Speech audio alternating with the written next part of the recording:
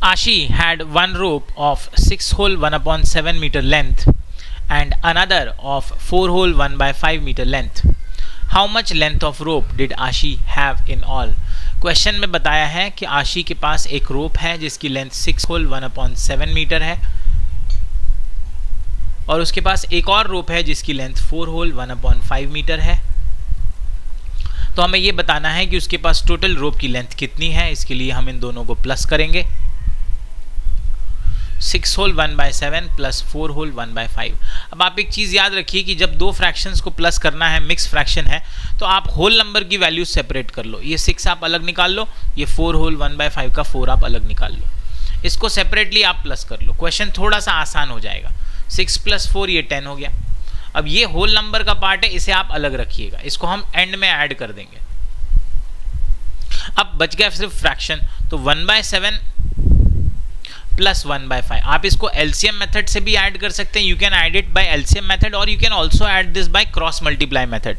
Very simple. Cross multiply method में पहला ये 5 है, इसको क्रॉस मल्टीप्लाई करेंगे 1 के साथ। 5 × 1 आपको 5 मिल जाएगा। प्लस का साइन है तो इसके बाद प्लस का साइन लगा दीजिए। क्रॉस मल्टीप्लाई करेंगे 7 × 1 तो वो आपको 7 मिल जाएगा। ये हमारा न्यूमरेटर हुआ। हमने डिनोमिनेटर और न्यूमरेटर क्रॉस मल्टीप्लाई कर लिया, इससे हमें न्यूमरेटर मिल गया। और डिनोमिनेटर के लिए आप 7 × 5 कर लो। 7 × 5 हो गया 35। ये बहुत ही इजीली हमारा आंसर आ गया। Cross multiply method generally school में ये नहीं प्रमोट किया जाता, लेकिन एग्जाम में आप इस मेथड को यूज कर सकते हैं। LCM method we have already discuss, so if you want to do it by LCM, इन दोनों का एलसीएम, दोनों प्राइम नंबर है तो 35 आएगा। और उसके बाद आप इन दोनों को 7 को × 5 और 1 को × 5 कर सकते हैं, तो ये हो जाएगा 5/35 प्लस 5 को × 7 और 1 को × 7 कर सकते हैं, तो वो हो जाएगा 7/35। तो ऐसे भी आपका आंसर आ रहा है 12, 5 + 7 12/35। और ऐसे भी आपका आंसर आ रहा है 5 × 1 5 प्लस 7 × 1 7/35। तो वो भी आपका आंसर 12/35 ही आ रहा है। जो भी मेथड आपको सूटेबल लगे वो आप यूज कर सकते हैं, बट इट इज रिकमेंडेड कि जब हमें 2 ही फ्रैक्शन दिए हों तो 2 फ्रैक्शन में आप ये क्रॉस मल्टीप्लाई मेथड यूज करिए, आंसर जल्दी आ जाता है, एलसीएम वगैरह लेना नहीं पड़ता। लेकिन अगर 2 से ज़्यादा फ्रैक्शन हो जाए तब ये क्रॉस मल्टीप्लाई की मेथड काम नहीं आती है, फिर 1/1 करना होता है जो लेंदी है, तब आप एलसीएम मेथड यूज करिए। अब हमारी फ्रैक्शन की वैल्यू 12/35 आ गई है और याद रहे कि हमारा होल नंबर 10 था, तो आप एक साथ लिख दो, होल नंबर 10 लिख लो और उसके साथ में 12/35 लिख लो। ये हमारा आंसर हो गया 10 whole 12/35। This is our final answer. Question says what fraction of numbers from 1 to 20 are prime numbers? Question का मतलब ये है कि 1 से 20 तक अगर हम प्राइम नंबर्स लेंगे तो फ्रैक्शन में वो कितना होगा। अब यहां पर इन्होंने क्वेश्चन में 1 to 20 लिया है, पर एक्चुअल एग्जाम में आपको 20 to 40 दिया जा सकता है, 1 to 40 दिया जा सकता है। इसीलिए आप क्वेश्चन का अप्रोच समझिए। क्वेश्चन का अप्रोच ये होगा कि पहला तो हमें ये देखना होगा कि 1 से 20 तक कितने प्राइम नंबर्स हैं। 1 to 20 the prime numbers are 2, 3, 5, 7, 11, 13, 17 and 19। Count करेंगे तो टोटल 8 प्राइम नंबर्स आ रहे हैं। तो ये 8 prime numbers total 20 prime number, total अगर 20 नंबर्स लेंगे, नॉट प्राइम नंबर्स, 20 अगर हम नंबर्स लेंगे 1 से लेकर 20 तक, तो 8 उसका फ्रैक्शन में क्या पार्ट होगा। So fraction of prime numbers upon total numbers,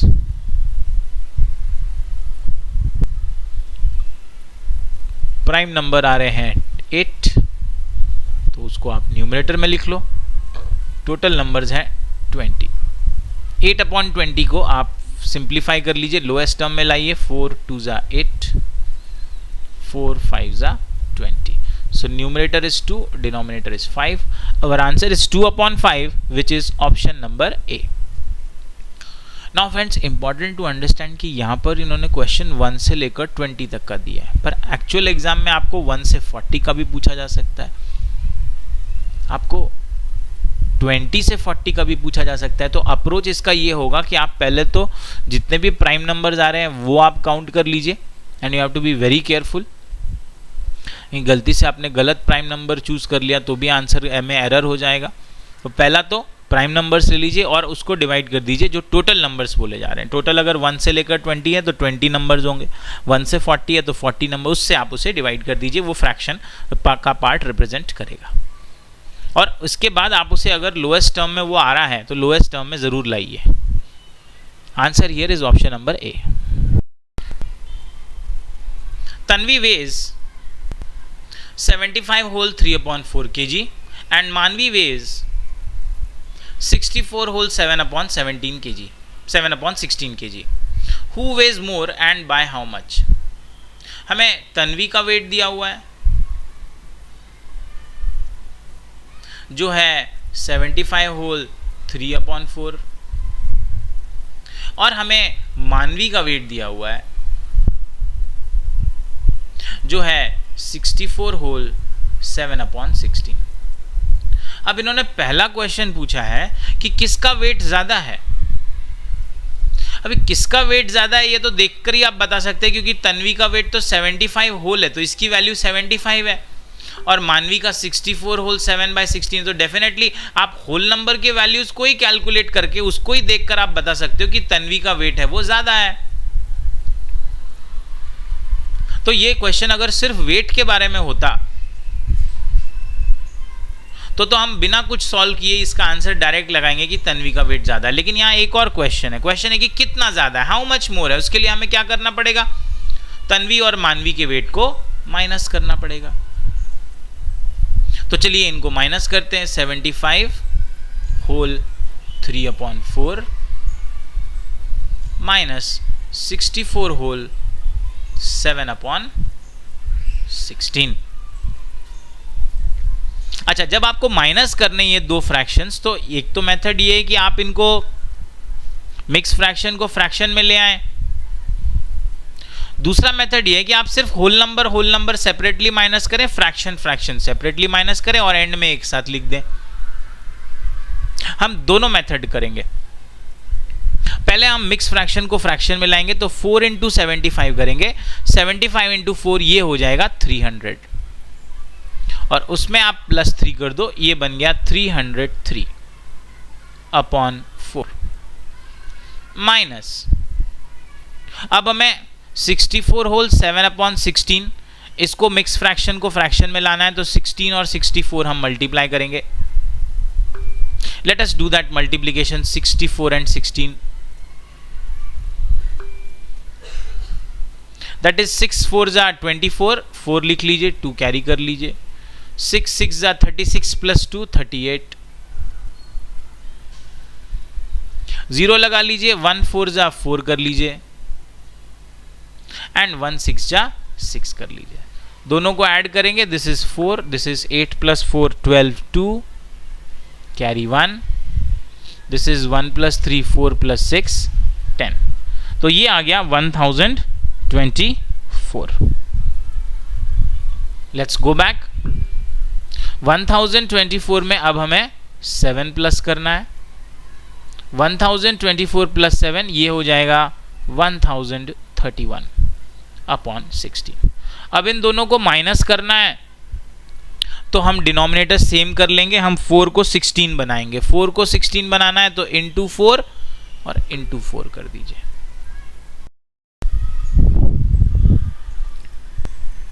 Now let us multiply 303/4. It will be 1212 upon 4 × 4 is 16 minus 1031/16. अब ये लाइक फ्रैक्शन हो गया तो इनका कॉमन डिनोमिनेटर 16 ले लीजिए और न्यूमरेटर्स को आप माइनस कर दीजिए। न्यूमरेटर्स को माइनस करेंगे, this is 2 minus 1 1, this is 1 से तो हम 3 नहीं तो बोरो करेंगे यहाँ से, 11 minus 3 this is 8, and this is 1 minus 1, ये हो जाएगा, ये 1 आ गया। Just to avoid your confusion, I will do this separately here.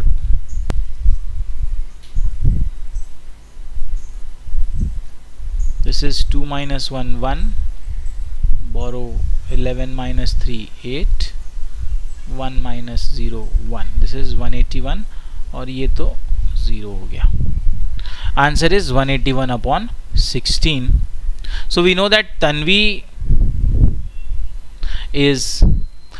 We know that Tanvi का जो वेट है वो ज़्यादा है, and how much more it is 181 upon 16। 181 upon 16 इसको हम मिक्स फ्रैक्शन में लाएंगे,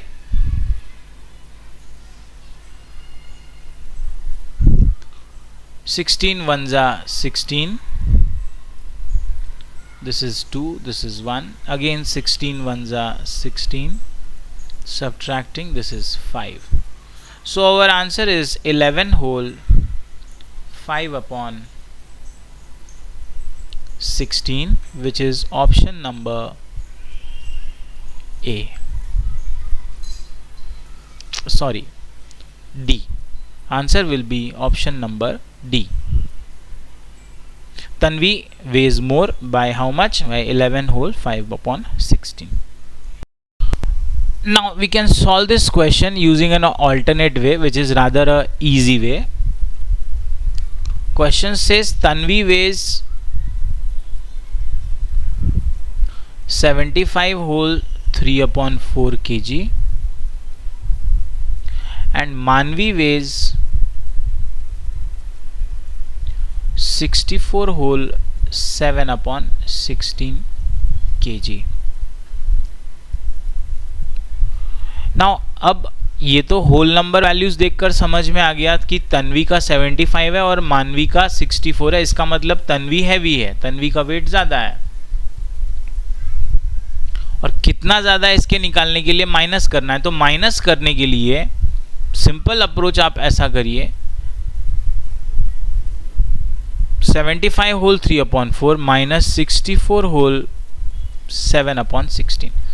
अब आप इसमें से होल नंबर का जो पार्ट है वो सेपरेट कर लो और उसको आप अलग से माइनस कर लो। तो हमने यहां पर 75 माइनस 64 ये हमने अलग से माइनस करेंगे, ये 11 आ गया और एंड में हम इसे ऐड करेंगे। अब हमारा फ्रैक्शन पार्ट बचा which is 3 upon 4 minus 7 upon 16। अब यहाँ पर ये एक छोटा सा कैच है कि प्लस करते समय ये मेथड बहुत अच्छा है, पर माइनस करते समय आपको एक छोटी सी चीज़ का ध्यान रखना है। माइनस करते समय ये ध्यान रखना है कि अब फ्रैक्शन पार्ट अकेला है, अब वो होल नंबर के साथ तो नहीं है, तो फ्रैक्शन पार्ट अकेला है, तो आपको ये ध्यान रखना है कि माइनस करते समय अगर 3/4 और 7/16 को माइनस कर रहे हैं तो याद रहे कि माइनस में जो फ्रैक्शन बड़ा है वो पहले लिखा जाएगा। इस क्वेश्चन में वो प्रॉब्लम नहीं आ रही है बिकॉज 3/4 इज ग्रेटर देन 7/16, तो यहाँ वो प्रॉब्लम नहीं है। लेकिन आपको इस चीज़ का ध्यान रखना बहुत ज़रूरी है कि जब आप माइनस करो तो बड़ा फ्रैक्शन पहले हो और छोटा बाद में। अच्छा, फ्रैक्शन में ये थोड़ा सा डिफिकल्ट हो जाता है कि कैसे पता करें कि बड़ा कौन सा है छोटा, तो आप उसके लिए क्विकली इनको क्रॉस मल्टीप्लाई कर सकते हैं। 3/4 7/16 क्विकली आप क्रॉस मल्टीप्लाई करके चेक कर सकते हैं। कैसे? 16 इंटू 3 कर लीजिए, 16 इंटू 3 कितना होता है 48, और 4 इंटू 7 ये कर लीजिए, 4 इंटू 7 कितना होता है 28।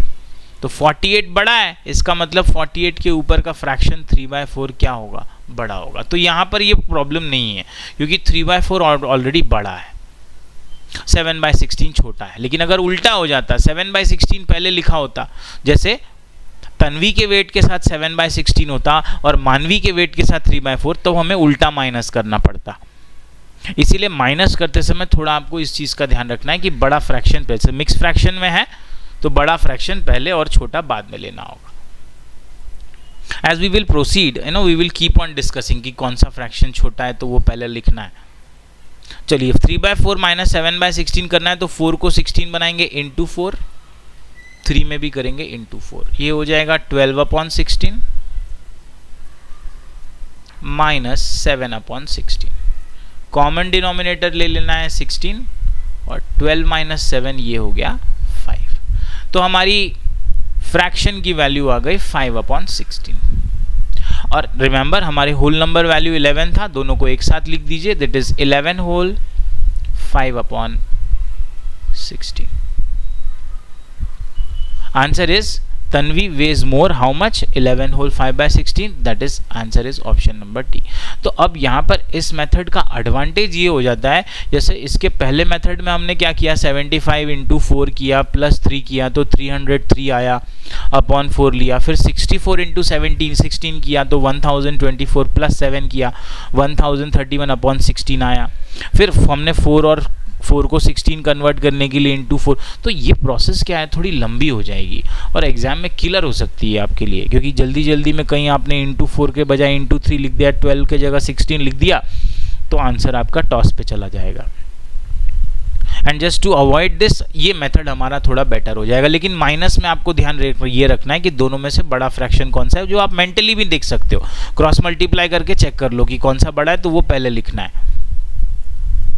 Our final answer is option number D. Question says the simplest form of 1140 and 1080. 1140 और 1080 को सिंपलेस्ट फॉर्म में लाना है। अच्छा, सिंपलेस्ट फॉर्म में लाना है तो उसका मेथड सिंपल है, आप डायरेक्ट सिंप्लीफाई कर दीजिए। 0 न्यूमरेटर का एक काट दीजिए, एक साथ में डिनोमिनेटर का काट दीजिए, ये हो गया 114 अपॉन 108। दोनों 114 108 इनको आप 2 से डिवाइड कर दीजिए, ये हो जाएगा 57, ये हो जाएगा 54। So it becomes 57 upon 54। Now 57 and 54 they both are divisible by 3। 57 divide करेंगे 3 से 19 आएगा, 54 डिवाइड करेंगे 3 से 18 आएगा। सो इट बिकम्स 19 अपॉन 18। अब 19 प्राइम नंबर है, 18 कंपोजिट नंबर है। अगर एक प्राइम नंबर हो और एक कंपोजिट नंबर हो तो अब आप इसे और लोएस्ट फॉर्म में नहीं ला सकते, क्योंकि प्राइम नंबर तो किसी से डिवाइड होगा नहीं। या आप ऐसे देखो कि 19 और 18 किसी भी कॉमन नंबर के टेबल में नहीं आते हैं, तो this is the lowest form, that is our answer, option number A. But यहाँ पर एक इंपॉर्टेंट कॉन्सेप्ट छुपा हुआ है। कॉन्सेप्ट यहाँ पर ये छुपा हुआ है कि अगर किसी भी फ्रैक्शन को अपने सिंपलेस्ट फॉर्म में लाना है तो हमें डिवाइड करना होता है उसके एचसीएफ से। अब तक तो ट्रू फॉल्स में या एक सिंगल मैच द फॉलोइंग में ऐसा क्वेश्चन नहीं आया, लेकिन आप इस कॉन्सेप्ट को समझिए। टेक्स्ट बुक में खास एक लाइन दी हुई है कि सिंपलेस्ट फॉर्म में लाना है तो एचसीएफ से डिवाइड करना होता है। To convert any fraction to simplest form, divide by HCF. तो यहाँ पर इनका जो एचसीएफ आएगा, पहले हमने 0 0 काटा, 0 0 मतलब 10 10 की वैल्यू रिप्रेजेंट करते हैं ये, उसके बाद 2 से काटा, उसके बाद 3 से काटा। पर हम चाहें तो इसका एचसीएफ भी निकाल सकते हैं। इसके एचसीएफ से डायरेक्ट आप डिवाइड करो, इन दोनों का एचसीएफ 60 आता है। If you want I will calculate and show you here. This is 1140, this is 1080। इन दोनों का एचसीएफ निकालना है। एचसीएफ निकालना है मतलब एक कॉमन नंबर से हम इनको डिवाइड करते हुए चलेंगे जब तक ये डिवाइड हो रहे हैं तब तक। तो सबसे पहले तो इसको आप 2 से डिवाइड करिए।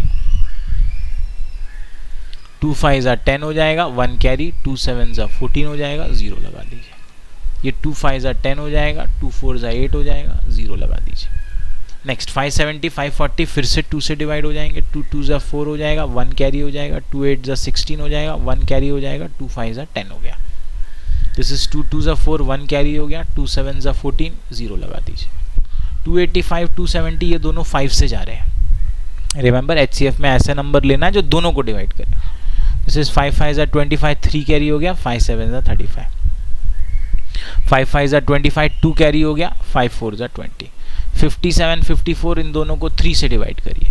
19 3 जा 57 होता है, तो 57 को 3 में 19 टाइम्स चला जाएगा। 54 18 3 जा 54 होता है, तो ये 18 आ गया। अब 19 और 18 तो किसी भी कॉमन नंबर से डिवाइड नहीं होते, तो आप यहाँ पर रुक जाइए और ये नंबर्स हमें HCF देंगे। 2 into 2 into 5 into 3 multiply 2 into 2 4,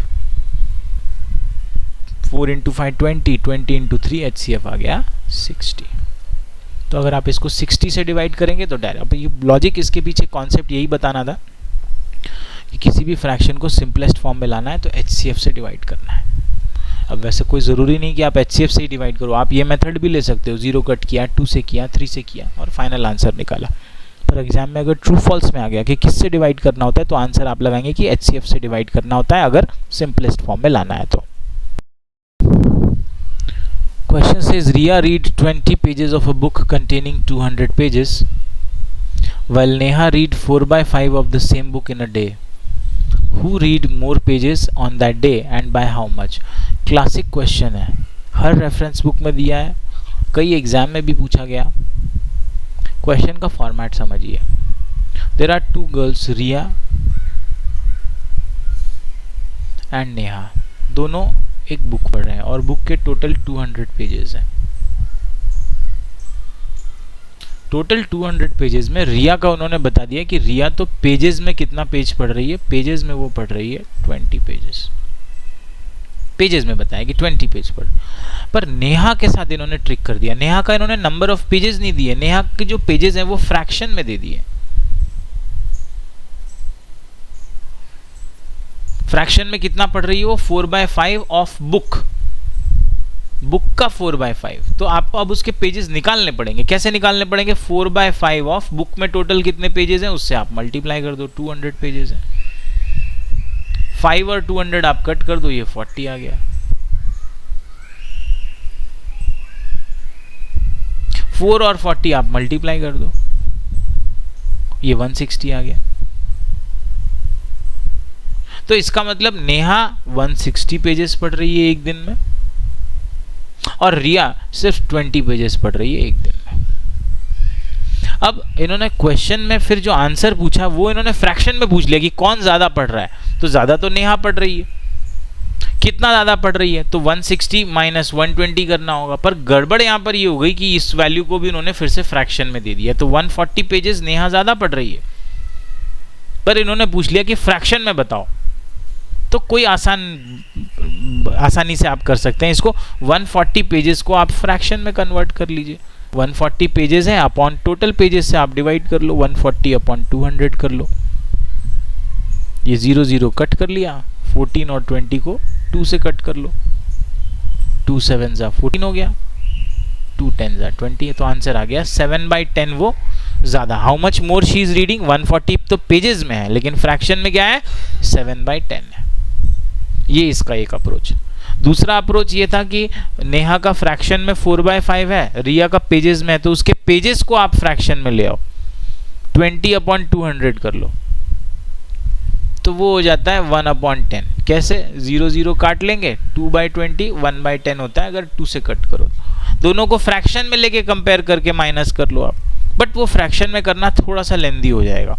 हमने पेजेस में क्वेश्चन निकाल लिया, पेजेस में लिख लिया कि नेहा के पेजेस कितने आ रहे हैं, तो 160 आ रहे हैं। तो डिफरेंस कितना है? डिफरेंस उसका 140 का हो गया, और उसको 140 को फ्रैक्शन में क्या है तो वो कन्वर्ट कर लिया, टोटल पेजेस से डिवाइड कर दिया, फ्रैक्शन में 7/10 आंसर आ गया। Answer will be Neha is reading more, how much? 7/10। Answer is option number B.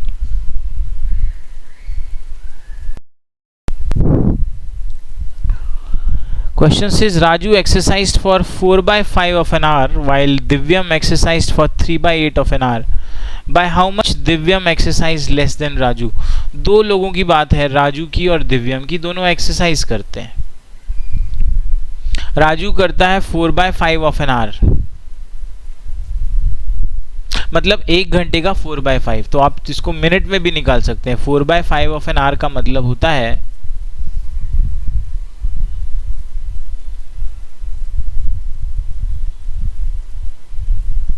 4/5 multiplied by 1 our. 1 our को हम मिनट में कन्वर्ट कर लेते हैं, it is 60 minute. So 4/5 into 60 करना होगा, 5 और 60 डिवाइड कर लीजिए, 12 आ गया, 12 इंटू 4 48 मिनट्स। तो 4/5 of an hour is 48 minutes. पर हमें इस क्वेश्चन में ऐसा करने की जरूरत नहीं पड़ेगी। क्यों नहीं पड़ेगी? क्योंकि दोनों वैल्यूज हमें फ्रैक्शन में दिए, राजू का 4/5 ऑफ एन आवर है और दिव्यम का 3/8 ऑफ एन आवर है। अब इन्होंने बोला है कि दिव्यम का कितना लेस है, दिव्यम का कितना लेस है, इसके लिए आप राजू और दिव्यम को माइनस कर दीजिए। माइनस करना इनको बहुत ही सिंपल है, दोनों का कॉमन डिनोमिनेटर हम कन्वर्ट करेंगे। 8 और 5 दोनों को हम 40 में कन्वर्ट कर सकते हैं, दोनों को 40 बनाइए। इसको हम क्रॉस मल्टीप्लाई से भी कर सकते थे, but LCM method, late us go ahead. 5 को 40 बनाना है तो इंटू 8 करना होगा, 4 को इंटू 8 करना होगा, 4 इंटू 8 न्यूमरेटर 32 आ गया। माइनस 8 को 40 बनाना है, इंटू 5 करना होगा, न्यूमरेटर इंटू 5 करना होगा, ये 15 आ गया। कॉमन डिनोमिनेटर दोनों का 40 हो गया। 32 माइनस 15 कर लीजिए, दिस इज 12 माइनस 5 7, 2 माइनस 1 1। तो Divyam is how much less? 17/40 hour less. Answer हमारा आ रहा है option number C. Question says arrange the following in the ascending order. Ascending order में अरेंज करना, अलग अलग फ्रैक्शन दिए हुए, 2/3 दिया हुआ है, 3/6 दिया हुआ है, 4/7 दिया हुआ है, 5/9। अगेन आप देखो कि 3, 6, 7 और 9 एलसीएम इनका काफी बड़ा नंबर आ जाएगा। डेसिमल अप्रोच से चलते हैं। सबसे पहले 2/3 देखेंगे। 2/3 होता है 2 टाइम्स 1/3। 1/3 की वैल्यू होती है 0.33। 2 में 33 मल्टीप्लाई कर दीजिए, आंसर आ जाएगा 0.66। तो हमारा फर्स्ट फ्रैक्शन 2/3 आ गया 0.66। Second fraction is 3/6। नाउ 3/6 से पहले तो घबराने की जरूरत नहीं है, पहले से लोएस्ट फॉर्म में लाएंगे, डिवाइड करेंगे, 3 1 जा 3, 3 2 जा 6। तो ये तो एक्चुअली 1/2 है और 1/2 की वैल्यू हमें पता है 0.50 होती है। सिंपली आपने आंसर निकाल लिया, तो 3/6 आ गया 0.50। Next is 4/7। 4/7 इसकी अप्रोक्सीमेट वैल्यू निकलेगी, ये होता है 4 टाइम्स 1/7। 1/7 we know is 0.14। तो इसको आप मल्टीप्लाई करो 4 और 14, 14 4 जा 56 होता है, तो ये 0.56 आ गया। अप्रोक्सीमेट में आंसर आ रहा है कि 1/7 की एक्चुअल वैल्यू 0.1428 होती है। तो उसको जब आप मल्टीप्लाई करो तो थोड़ा सा वो और बड़ा आता है, पर अप्रोक्सीमेशन से आप यहाँ पर हम आराम से आंसर निकाल सकते हैं। This will be 0.56। Next is 5/9। हमने डिस्कस किया है कि जब भी डिनोमिनेटर में 9 आ जाएगा वो न्यूमरेटर को रिपीट करना स्टार्ट कर देगा, तो वो हो गया 0.55। असेंडिंग ऑर्डर मतलब सबसे छोटा फ्रैक्शन सबसे पहले लेना है, तो सबसे छोटा 0.50, तो 3/6 इज द स्मॉलेस्ट, वो सबसे पहले आ जाएगा। अब जरा आप ऑप्शन पे ध्यान दो, तो एक ही ऑप्शन है जो 3/6 से स्टार्ट हो रहा है, वो ऑप्शन नंबर ए है। बिना कुछ किए आपका आंसर निकल गया। 0.50 के बाद अगला 0.55 आ जाता है, जो 5/9 हो गया। 0.55 के बाद 0.56 आ जाता है, वो 4/7 हो गया। एंड फाइनली सबसे बड़ा 0.66, वो 2/3। ये इनका असेंडिंग ऑर्डर हो गया। हमारा आंसर आ गया ऑप्शन नंबर ए। वैसे तो ऑप्शन देखकर, फर्स्ट ऑप्शन देखकर ही हमारा यहाँ पर आंसर आ रहा है। हाउएवर आप पूरा अपना आंसर आप निकालेंगे, that will be a better approach. Find the sum of the shaded fraction of the following figure. इसमें जो शेडेड फ्रैक्शन है उसको हमें ऐड करना है। फर्स्ट फिगर में टोटल 6 पार्ट्स हैं, and out of which 3 are shaded. तो शेडेड पार्ट हो जाएगा 3/6, विच इज 3 से डिवाइड कर दें तो 1/2। So the first figure shaded part in fraction is 1/2। अब सेकेंड फिगर में उन्होंने टोटल नंबर ऑफ स्क्वायर्स आप काउंट करोगे तो 12 स्क्वायर्स हैं, पर हर एक स्क्वायर को इन्होंने क्या किया है, ट्रायंगल के शेप में डिवाइड किया है। तो एक्चुअली एक स्क्वायर को दो ट्रायंगल में डिवाइड किया है। तो यहाँ आपको क्या करना पड़ेगा कि ट्रायंगल्स को काउंट करना पड़ेगा to get the total shaded part. तो यहाँ पर टोटल हमारे 12 स्क्वायर्स है, और पूरे 12 स्क्वायर्स को अगर आप एक स्क्वायर को दो ट्रायंगल में डिवाइड करते हैं तो टोटल ट्रायंगल्स हमारे 24 हो गए। और अब आप देखो कि उसमें से शेडेड ट्रायंगल्स कितने, काउंट कर लेते हैं, 1 2 3 4 5 6 एंड 7। तो सेकेंड में शेडेड पार्ट हो जाएगा 7/24। अब हमें इन दोनों को प्लस करना है, 1/2 प्लस 7/24। 2 को हम 24 बनाएंगे।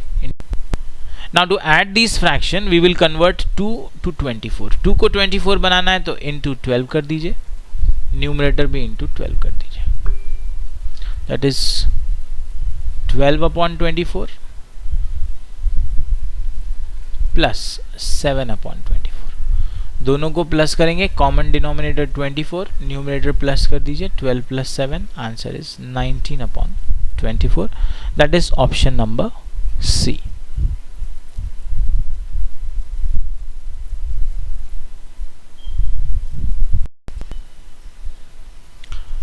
The question says which of the following are not equivalent fractions। इसमें से कौन से equivalent fraction नहीं है। Now to compare whether a fraction is equivalent or not, we will learn two methods, but eventually we will use one of them। First option देखते हैं, 3/5 and 12/20। Now how to check whether they are equivalent or not। 3/5 and 12/20। Now if you want to check if they are equivalent fractions, तो पहला तो एक method है कि हम denominators को सेम करें,